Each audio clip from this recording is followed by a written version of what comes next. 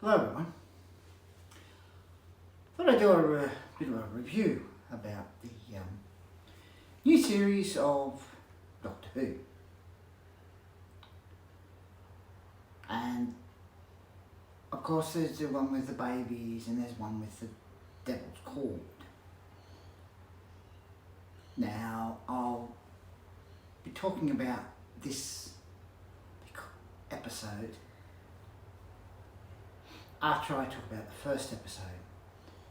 There's something wrong, very wrong with this episode. But I'll get to that after I talk about the first episode. Now, the first episode, you've got the Doctor and Ruby go to some ship.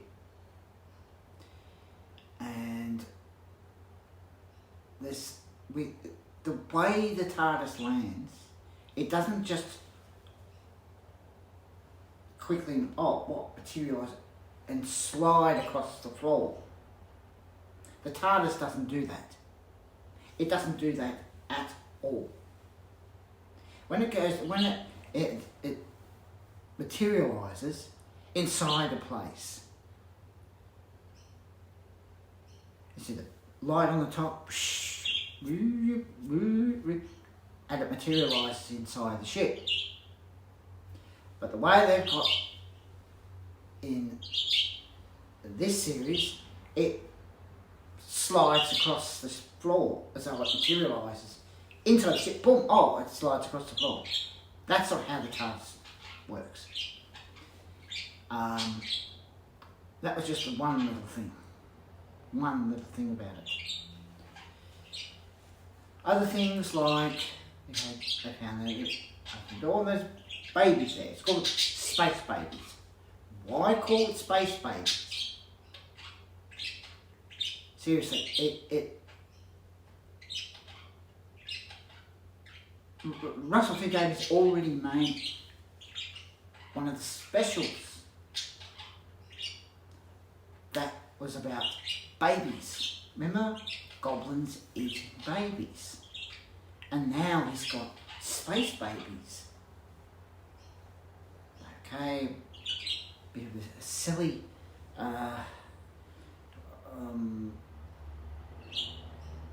thing to write a script about, but I kept watching. And at first the babies thought that the Doctor and Ruby were Daddy and Mummy. Oh, Mummy and Daddy. Oh, no. So as the episode was going along, I thought, okay, the Doctor's caring about the baby, you know, and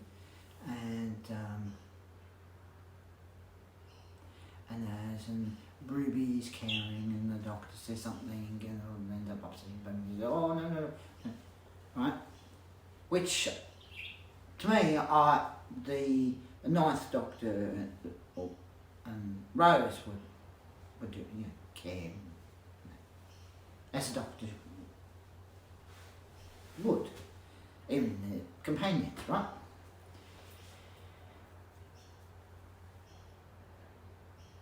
Then you had this monster.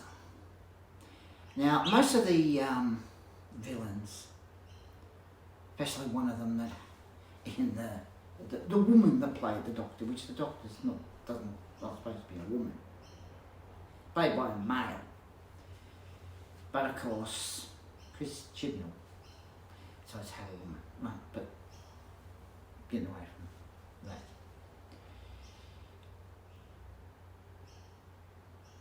Now,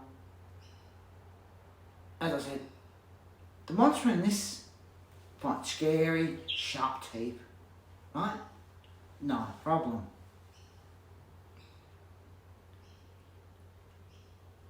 And it's called the Boogeyman, right? All right, I just can continue watching it.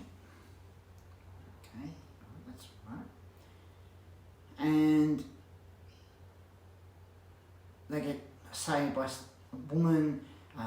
She's having a problem with the whole computer, you know, not sort of, don't know much about with the computers and all that. It's not working properly and that. And the doctor takes out his sonic screwdriver, which looks like a remote control, and I don't like the remote. I don't like this sonic screwdriver that he has. You see Russell T Davies saying, oh, the other sonic screwdrivers look like guns. They don't look like guns. That is the most hilarious thing I have ever heard anyone say. It's not a gun. You know, the doctor goes like this, has a look, okay. You know, scans like this. So they decided to make a sonic screwdriver, looks like a remote control. Alright, so I don't know why they didn't keep the sonic screwdriver that the 14th Doctor had. Huh? But anyway. So after the woman and that, the Doctor and Ruby go down a corridor underneath the ship, and there's this green, look like green slime goes on top of Ruby's head. Alright, ta-da! Okay, maybe there's slime. Okay, well, fair enough. And there's all this green stuff around the ship. Doctor looks on the computer and goes, oh no, that can't be. And Ruby's saying, well, what is it? And then they show the tissues wiping the baby's noses, and that's when I thought, no, please not. No. Please don't say the monster's part of that, made out of that. And the Doctor turns around and says, oh, the boogeyman. We all know now why the monster's called the boogeyman. I thought it was just a normal, you know, boogeyman, just scary, right? Find out that it's the monster's made out of snot. Boogies. I thought, how disgusting. Made out of boogies. Russell T Davies, what were you thinking? Seriously. Boogies. And then when later on in the episode, the woman catches it in one of the airlocks, right? And she wants to send it out in space. And of course it's the door, you know, I think, yeah, get rid of it, right? Of course, the really, a villain would be a bad villain, right? Of course, the Doctor would either help get rid of it or try and save it, right? But this one made out of boogies. This Doctor decides, oh, I've got to save it. You want to go and save the snot? Really? Really? Oh, the babies are saying, oh, no, don't get rid of it, oh, no. I thought to myself, why not? Just get rid of the snotty, bloody monster. Because they're still going to have the boogeyman, the snotty monster, when they blow their when the machines blow, then it holds the tissue and they blow their nose and puts it in the chute. They're still going to have the snotty man. Really? This doctor, how stupid, saves the boogeyman because the babies will miss it. Not going to miss it, especially when the boogies, when it's made from boogies and when the baby sneezes, it stays in the tissue and they put it down the chute. That was gross, absolutely gross. And that's when the doctor goes in the airlock and those doors close, and you can see the doors at the behind that open up and the doctor's hanging on and the snot monster's hanging on and you can see it. Oh, it was disgusting. Absolutely disgusting. Boogies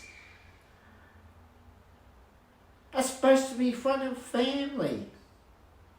When you first see the monster, you think, oh, that's a good monster.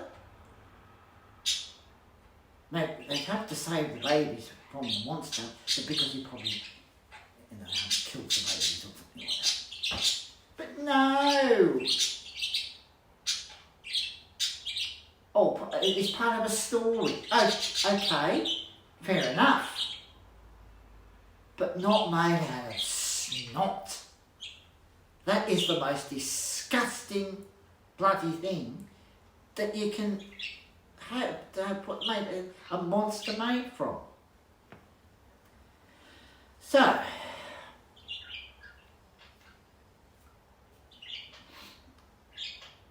anyway, he saves the snotty monster.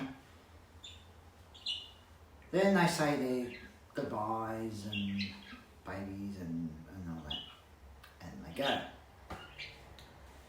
Then in the next episode, which is called The Devil's Chord. Now, and this is where this episode, there's things in it that are wrong and completely would muck up the whole timeline, especially when these two, the Doctor and Ruby, go back to 1963. Remember when the first episode, when Doctor Who started in 1963. Now, I'll get to that in a minute. Now, of course, at the beginning of the episode, before it goes into the intro sort of thing, you see this character that likes to cause trouble with music. Okay, fair enough.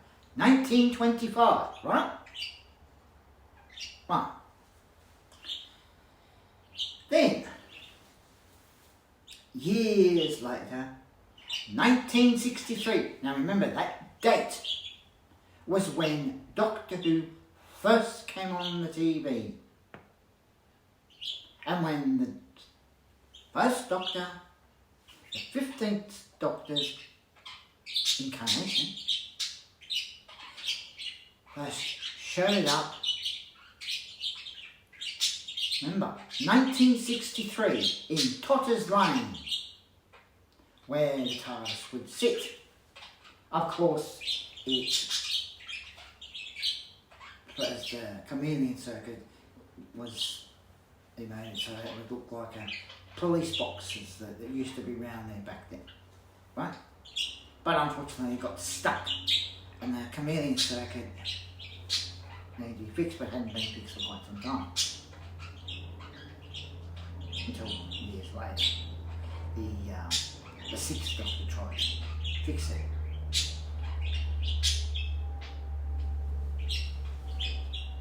The target materialises, the Doctor and Ruby come out, and they're right near where the Beatles walk across the road.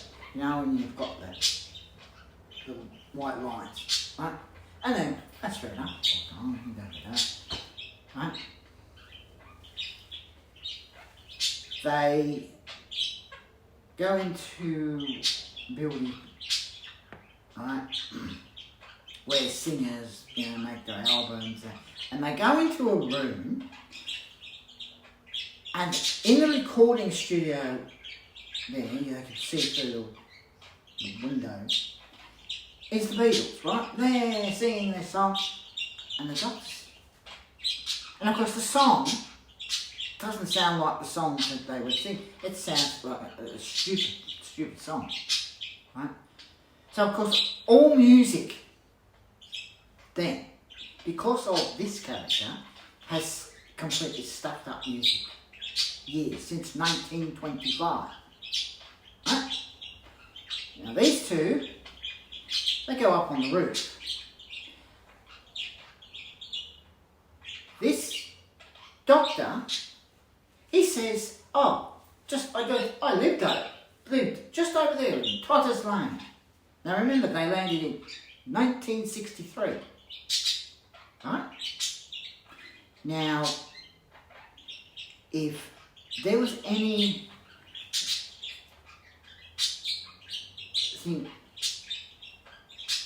happening, or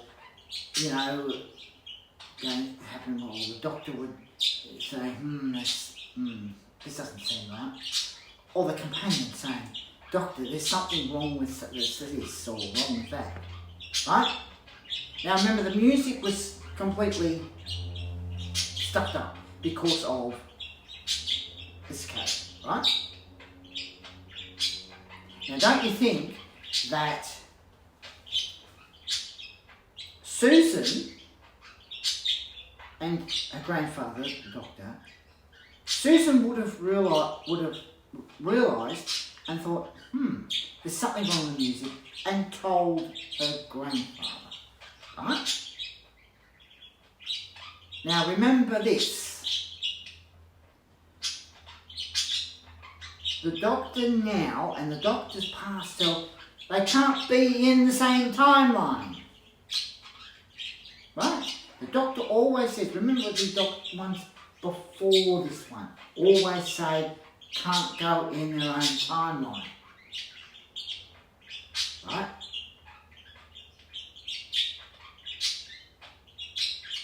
But 1963. Now, getting back to where, with Susan and the doctor, the grandfather, he would say, he would check and go, yes, there's something wrong. And of course, they realised that there's something wrong with music, and they'd end up, probably teaming up with he'd team up with his future self. That's where the problem would be. It would completely stuff up the first Doctor's adventures. The first Doctor and Susan's teachers and Susan, they would never have the adventures that they had. That would all be completely stuffed up because of having an episode where this character shows up 1963. Right? Now, this is why this episode is wrong. Absolutely wrong. Because as we all know, when the Doctor takes companions to a beautiful place, right? Everything's fine, and then something happens, and then you think, that's not supposed to happen. Or, there's something wrong here. And they naturally go and fix it up. Right? Now, Ruby says, oh, to the doctor, oh, go over and see them. It wouldn't be a good idea, right? Wouldn't have been a good idea for him to go and see his past self. Because that would completely muck up the first Doctor's timeline completely. The first Doctor, the two teachers and Susan, they wouldn't have gone back to the past where the caveman days are. They wouldn't have had any adventures, Napoleon, they wouldn't have had any adventures in the cowboy days. They wouldn't have had the adventures where they were being chased by the Daleks. All that would have changed. And this is what Russell T Davies wasn't thinking. He just thought, oh yeah, that's a good story. Oh, where the Doctor meets the Beatles. Now, fair enough, alright, Doctor meets the Beatles, that's fine. Except to turn around and have this character first show up in 1925 and then show up again in 1963.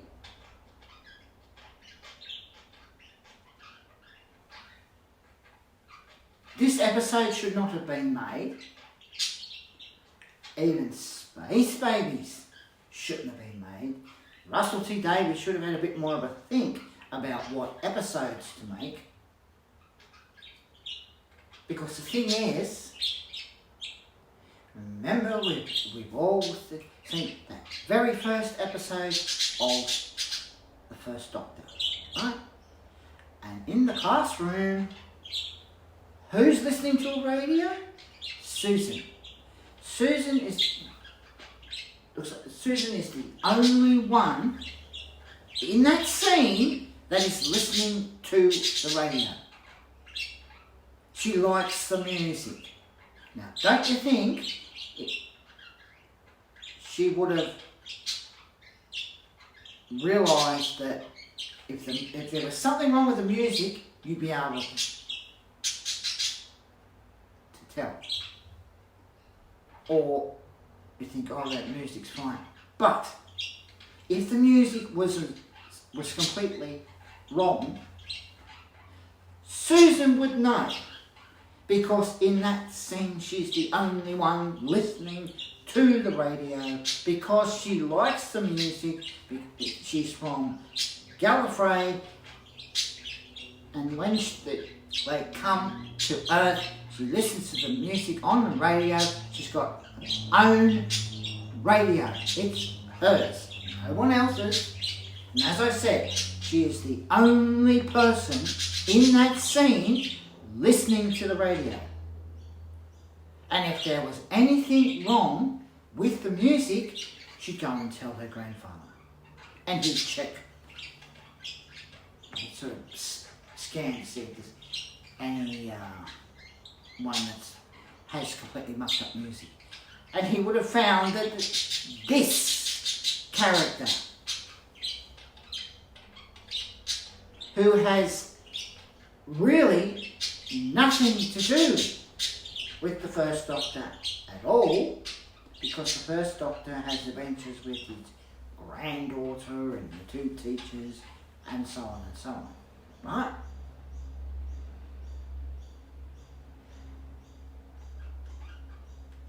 But because the music's stuffed up, you don't see them at all, and yet this Doctor says, oh, just over there. I lived in Totter's Lane. Oh, I live in Totter's Lane, just over there. And that's why, well, when Ruby, as I said, Ruby says about, oh, you're going to go and see it. Oh, no, that'll... Oh, that'll muck up. Right. But the thing is, if this character had completely stuffed up music, because the Doctor and Ruby, oh, they're going to the recording studio. Oh, there's the Beatles. And the song they sing.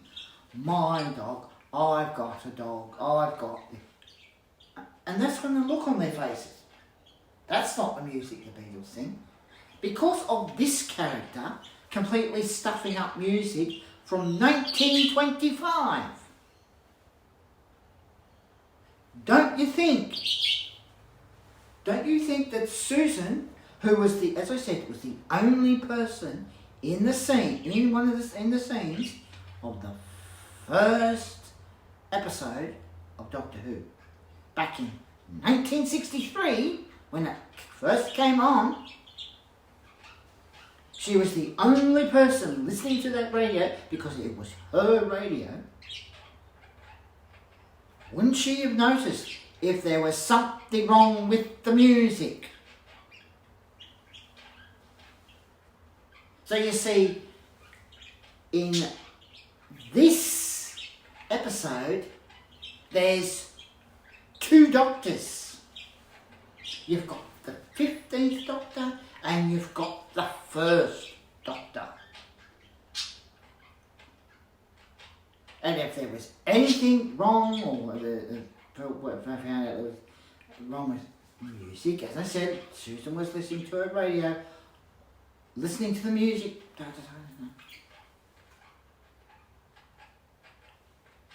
you think if there was something wrong with the music, she'd turn and then say, Grandpa, there seems to be something wrong with the music. And she'd let him have a listen. That don't seem right. And he'd go and check on the, check. He'd check in the times and he'd go, there's something wrong here. There's some villain or something that's caused the problem with music.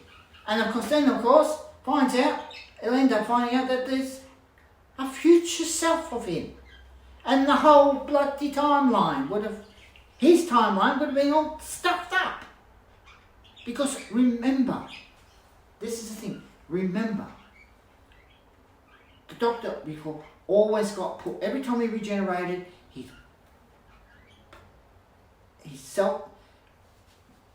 always get put in his own timeline. But because this Doctor goes into 1963, hang on, just going to fix that. 1963, and the music is completely stuffed up because of this character. As I said, this episode should not have been made. The first episode shouldn't be made at all, as well. Russell T Davies, seriously, what were you thinking? Why couldn't you make episodes, especially one episode that had nothing to do with 1963?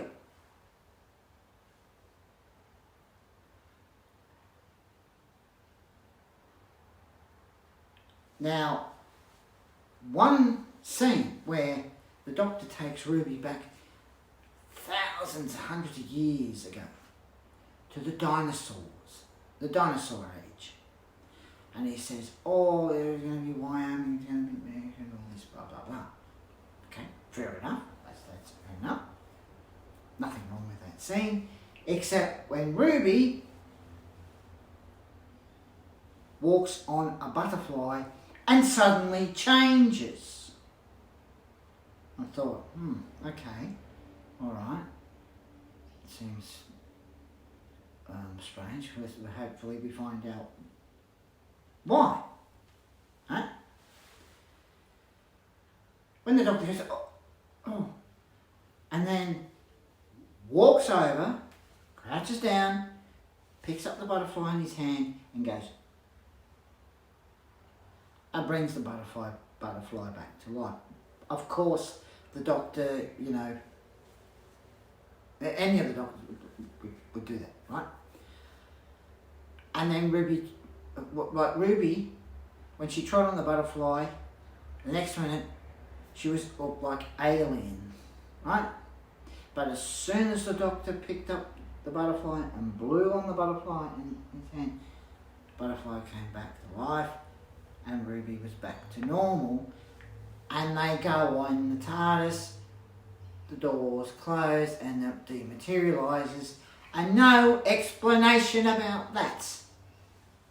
Not one bloody thing explaining about why that happened to Ruby. Why she turned into a alien, looked like a butterfly, when she walked on it. Left up in the air for that scene. And then you've got the scenes with bloody episodes with this character. Music. And as I said, if music was completely, music is completely stuffed up, right? Because of this character. Don't you think Susan wouldn't realise? Because as I said, she was the only person in the scene in the very first episode of Doctor Who when it came out in 1963, who was listening to the radio, which was her radio. She liked the music there. And as I said, she's from Gallifrey, comes to Earth, goes to school. Oh, the radio gets radio somehow and listens to the music. And she likes the music. Don't you think if there was something wrong with the music, she would have said to her grandfather, oh, there's something wrong with music. Have a listen, and he would have said, yeah, there's definitely something wrong with it. But no.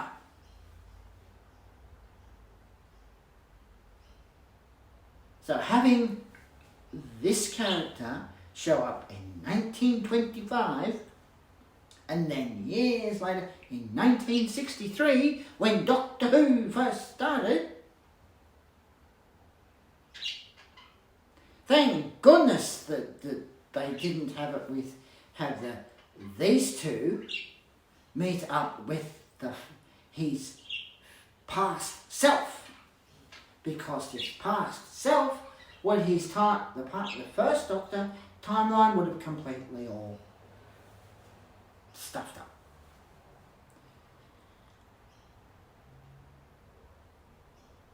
Because if anything is happening in that time, whatever time they're in, the Doctor would check, or one of the companions would say, Doctor, there seems to be something wrong, and the Doctor would go, you're right, there's definitely something wrong here. And if this character is stuffing up music since 1925, Susan, who loved listening to her radio, loved listening to the music on her radio, if anything was wrong with the music, she would have said. But of course, no.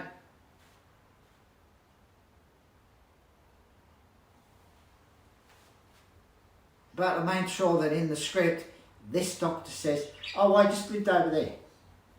Oh, really?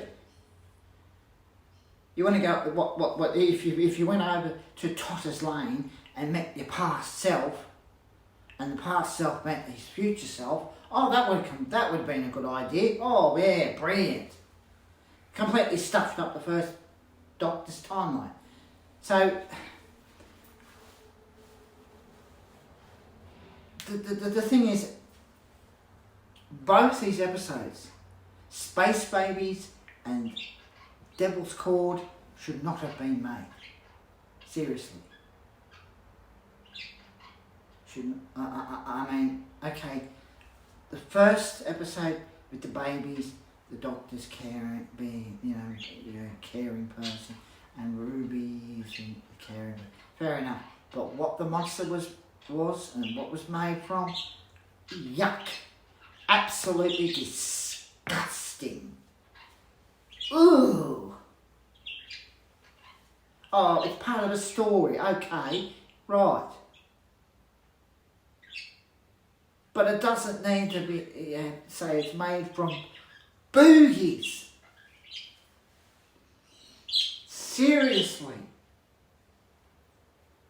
Why can't it be like in the monster be like in Doctor Who, old Doctor Who, years ago, where they find out that monster's not what he's saying, not bad at all. It's as gentle as anything. It's just been forced to do bad things. Anyway, that was my talk about space babies and this episode.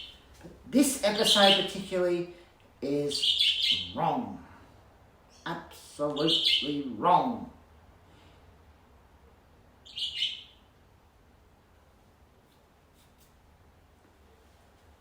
Anyway, take care and bye now.